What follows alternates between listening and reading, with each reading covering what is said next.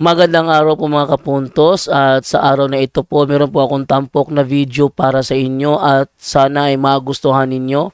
Kaya sa mga bago pa po sa aming channel, please po don't forget to hit the subscribe button at ang notification bell para maging notified kayo sa bawat video na ilalabas ko sa channel na ito. At bilang kahilingan po ng punto por punto team at naway maintindihan po ninyo, sana po wag nyo pong i-skip yung mga ads sa aming mga video. Sa maliit na bagay na po na yan, malaking tulong po yan sa ating programa at sa ating ministry. Sana po maunawaan po ninyo. Maraming salamat po, kaya wag na po natin patagalin. Simulan na po natin.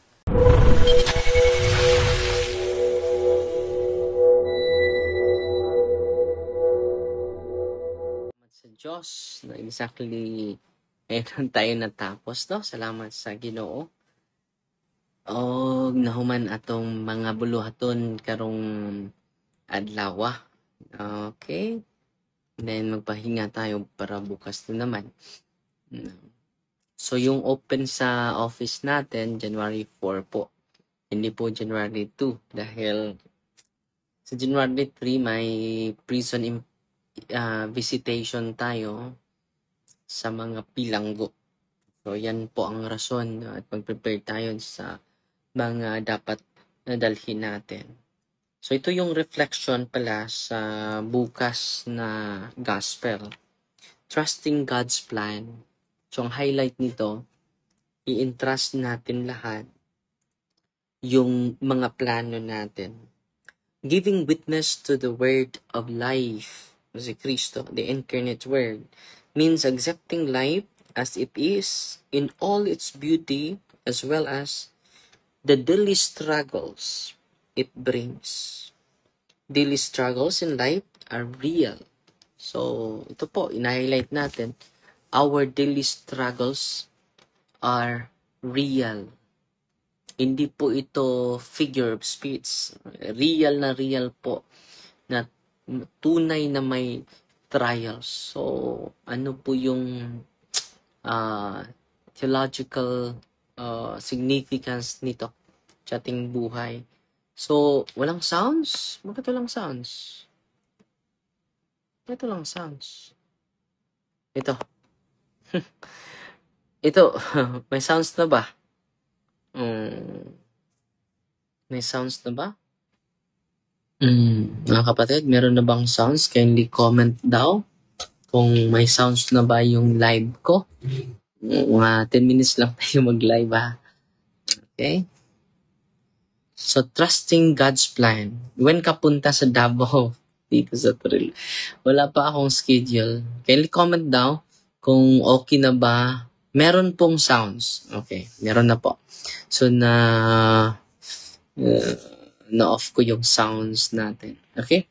So, ulitin ko dahil nawala yung sounds kanina.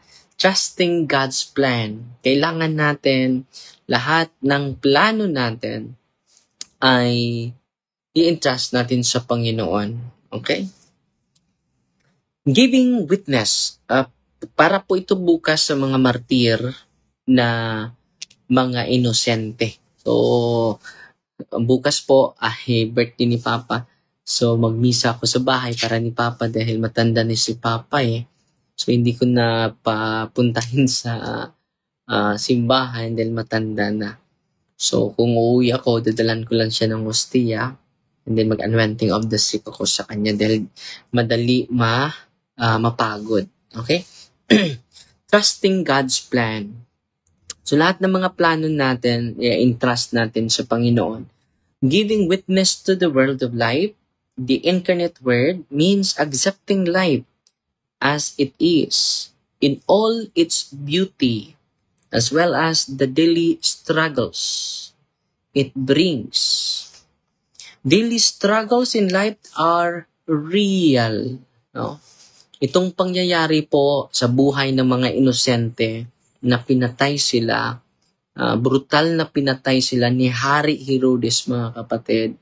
Ito po ay patunay. Ito po ay proof na ang buhay sa mundong ito ay puno ng pagsubok. Mga pagsubok lamang yan. Huwag mong itigil ang laban. Di ba? Ano siya? So, daily struggles in life are real.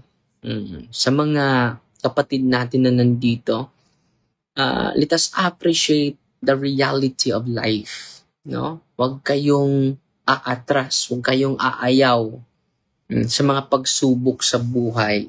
Maraming sa atin ay umasaktan, mabigo, aayaw na tayo, napakamatay na yung iba. Wag po. No? It is part of our growth, spiritual growth, and then psychological, emotional growth. Essential part na po yan sa ating buhay. We can always hold on to the holy innocence within each one of us, that we may be able to live up to the challenge of giving witness to the word of life despite the struggles. So sana po ay ma-inspire po tayo sa mga inosenteng bata sa kanilang buhay na pinatay sila ni Hari Herodes na walang kalaban-laban. They offer their lives, no, as a witnesses to the word incarnate. Sana po ay maisipan natin yung mga inosenteng mga bata. At dahil dito ay hindi na tayo mawalan ng pag-asa. Okay? Luke and Matthew have their respective accounts on the infancy narrative.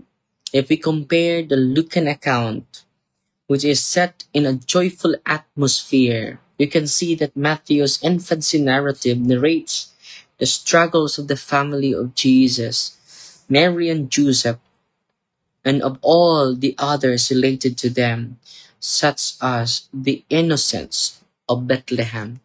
So, pinipresent ni San Lucas yung joyful atmosphere. Pero kay Matthew's infancy narratives narrates the struggle, no? Hindi basta-basta yun. Wala pang taxi, wala pang Grab sa panahon ni Kristo, wala pang habal-habal, no?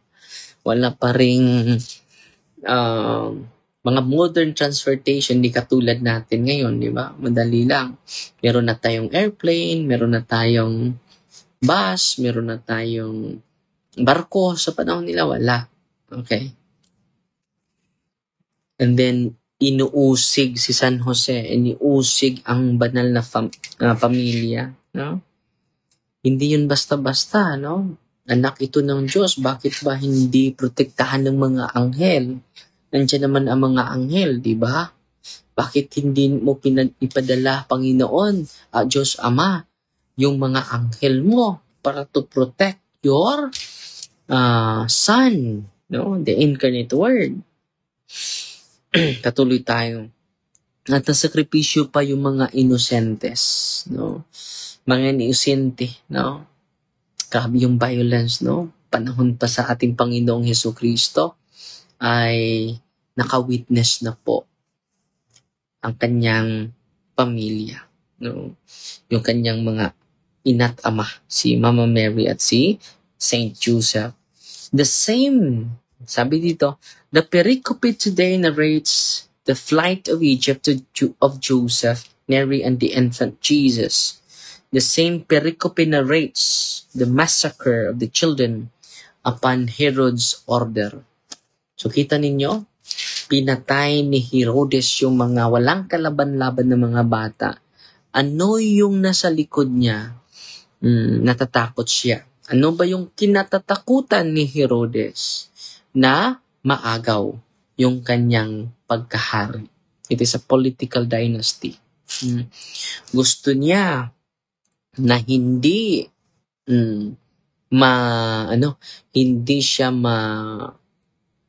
gusto niya manatili siya sa pwesto niya, sa kanyang posisyon. Gusto niyang manatili doon. Okay? So, yan din ang nangyari sa ating panahon ngayon. Maraming mga politiko hindi na gustong bababa. Amen? No? Hindi na gustong bababa. sa pwesto. Gusto lang sila na lang kaya pinatay niya yung mga inosente. It is a political violence ang nangyari sa Ebanghelyo ngayon. Okay? Hindi niya gusto dahil itong batang ito ay maging hari ng mga hari. Sa pananaw niya, mapalitan ako nito. Ako lang dapat ang hari. Diba? Pero, namatay na si Herodes, pero hanggang ngayon, si Kristo hari pa rin. Yung kaharian niya ay walang hanggan. Diba? Patuloy tayo. So, kita natin yung character ni Herodes ay greed of power, greed of position. No? Nabilanggo po si Herodes sa kanyang posisyon. Okay? Greed. At dahil doon, he is blinded by his pride. At dahil dito, walang kawa-awa na pinatay niya yung mga inosenteng mga bata. No? Struggles are real, but God is always bigger than any struggles in life. So, struggles are real, but God is always bigger than any struggles in life. Hence, we can always trust God's plan. Our holy innocence within enables us to cooperate with the divine plan. So yan mga kabatid, no? Huwag tayong mawala ng pag-asa. Okay? Huwag tayong matatakot sa mga struggle sa buhay na hinaharap o haharapin pa natin. Okay? I hope we will be inspired to continue doing good, to promote justice, to promote social justice. No? Sa pamagitan nito ay ito po yung divine plan ng ating Panginoon. Okay? Okay. Mag-greet na lang ako ni RG Onitnap Rodablas. Mauna ang gisunod sa mga politiko karon panahon na padre ang style ni Herodes. So, hindi naman lahat. Meron. No? Hindi na gustong bababa sa pwesto nila. Natatakot sila. No? Napapalitan. No? So, ang tunay na disipulo ni Kristo, hindi matakot mawalan. Dahil ang tunay na hari ay walang-wala talaga. Walang pera, walang kayamanan, no? Walang influensya. Kaya nga, tinakwil siya eh. Hindi siya tinanggap sa kanyang, wala naman siyang pera. Anak ka lang ng panday. Garpentero. Sino ka ba? Wala ka namang pinag-aralan. So, Jesus emptied himself. Yan po ang tunay na hari. Yan po ang tunay na leader. Si Kristo po. Sana po ay sa Ebanghelyong ito ay mamulat yung mga leader natin. Na yung pagpili natin bilang leader is a public servant, not a public master. Let us serve the people of God, not dominate the people of God, not manipulate the people of God. Sad to say, a lot of leaders now, not all, they are dominating the people. They are manipulating the people. They are manipulative. So, ang gusto ni Papa Francisco is synodality. Okay? Mag-usap tayo. Mag-dialogue tayo, di ba? Hindi close-minded. Yan ang gusto ng ating Santo Papa. Okay? So, yan po ang mga dasal natin sa ating mga leader na gusto na maging future leader sa ating bayan, sa ating lungsod, at sa ating lipunan. Amen? So, yan lang sa muna mga kapatid ha. Let us trust everything to the Lord. Sa mga merong pananampalataya ay hindi mawalan sila ng pag-asa. Amen? Salamat po ako sa mga nangungumpisal kanina. Ang dami po nila. So, bago lang ako natapos, at magpahinga na tayo para sa sunod naman na araw. At basta nandito lang ako. Kung gusto niyo mangumpisal, anytime po. Anytime po. Last maghapon may malubong sa akin, no? Diyan lang kami sa nagkumpisal sa daanan, no? Dahil gusto niya magkumpisal. So we can celebrate the mercy of the Lord everywhere. Okay? Let us celebrate the goodness, the compassion of the Lord everywhere. So, kadalasan payo ko sa mga nangumpisal kanina, dahil yung mga kasalanan natin is a bad habit. So, palitan natin ng good habit. Dublihin natin yung awa natin. Dublihin natin yung pag-ibig natin sa Diyos at pag-ibig natin sa isa't isa.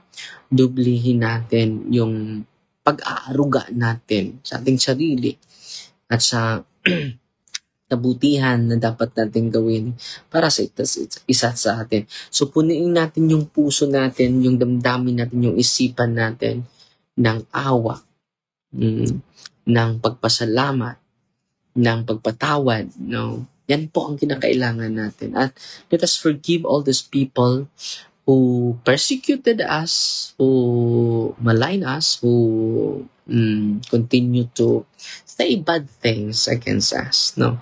Wag nating suklian sila ng kasamaan, kasuklaman. No? Let us pray one another because one of the desire of the Lord that we will enter to eternal life. That, sana tayo lahat, di ba?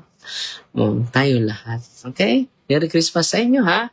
At 5 Maria, tatak 2 hours po ako doon sa Sacrament of Confession. Salamat sa Diyos ay dahan-dahan po, no? Na nangganyo yung mga tao, na-inspire yung mga tao sa pagtanggap ng sakramento po. And ang good news ko sa inyong lahat, all priests are in persona Christi. All priests are healers. All priests can give you the graces from the Lord. Thanks be to God. Yan po ang magandang balita ko sa inyo.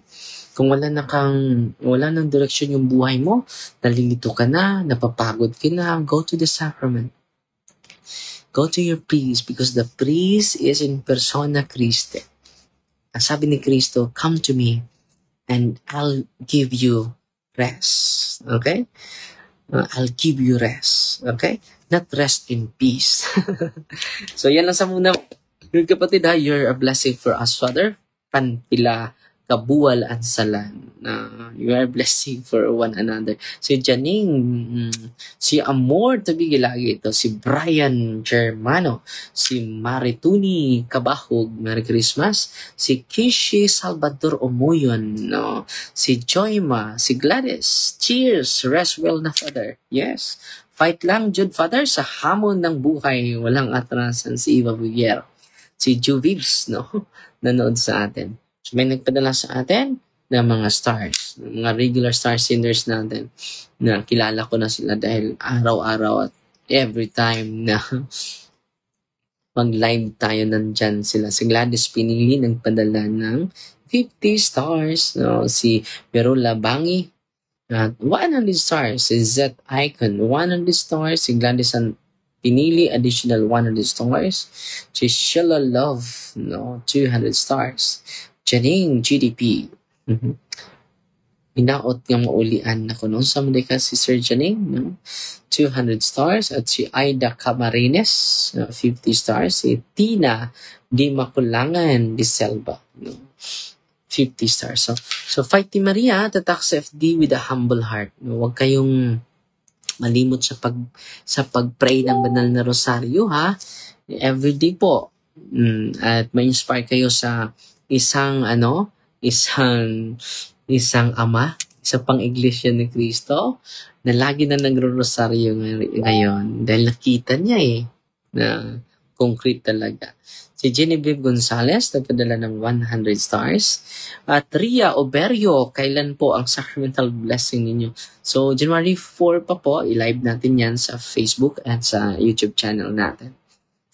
Every 1 to 2 o'clock po. Maxima Makuha Tuting, good PM Father Darwin, ang imong gihatag, may 30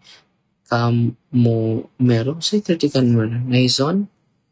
Sa ba na? kasabot. Australia Dinopol, maayong gabi. Father, watching from Talamban, Cebu. Teresita Se, no? Si Noreen Alvarado. Merry Christmas, Father. Si Eileen Rabo. Jimina. Si, ate, May, no? Okay, rest na mo. God bless ninyo tanan. Fight ni Maria, tatak sa FD with humble heart. In the name of the Father, and of the Son, and of the Holy Spirit. Amen. God bless.